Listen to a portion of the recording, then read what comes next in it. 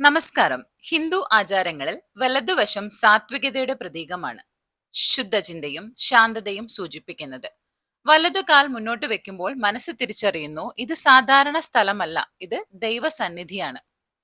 ക്ഷേത്രത്തിലേക്ക് കയറുമ്പോൾ ശരീര ഊർജം ഉണർത്താനാണ് വലതുകാൽ ആദ്യം വെക്കുന്നത്. നാഡീശാസ്ത്രത്തിൽ ശരീരത്തിലെ പ്രാണവാഹിനിയായ സൂര്യനാഡി അഥവാ പിങ്കളയ്ക്ക് ആധിപത്യമുള്ളത് വലതുഭാഗത്താണ്. വലതു കാൽവച്ചു ക്ഷേത്രത്തിൽ പ്രവേശിക്കുമ്പോൾ സൂര്യനാഡി സജീവമാകുന്നു, ഊർജം ഉണരുന്നു. വലതുകാൽ മുന്നോട്ട് വെക്കുമ്പോൾ നമ്മുടെ ഉള്ളിലെ അശാന്തി പതുക്കെ ശാന്തമാകും, അഹങ്കാരം താഴും, മനസ്സ് പ്രാർത്ഥനയിലേക്ക് തുറക്കപ്പെടും. അതുകൊണ്ടാണ് വലത് കാൽ വെച്ച് ദൈവ സാന്നിധ്യത്തിലേക്ക് പ്രവേശിക്കണം എന്ന് പറയുന്നത്. പൂജയിൽ വലത് കൈ ഉപയോഗിക്കുന്നതും പ്രദക്ഷിണം വലതുവശം അകത്താക്കി ചെയ്യുന്നതും ഇക്കാരണങ്ങളാലാണ്. ഇത്തരത്തിലുള്ള കൂടുതൽ അറിവുകൾക്ക് ആത്മദർശനം ചാനൽ സബ്സ്ക്രൈബ് ചെയ്യൂ. നന്ദി.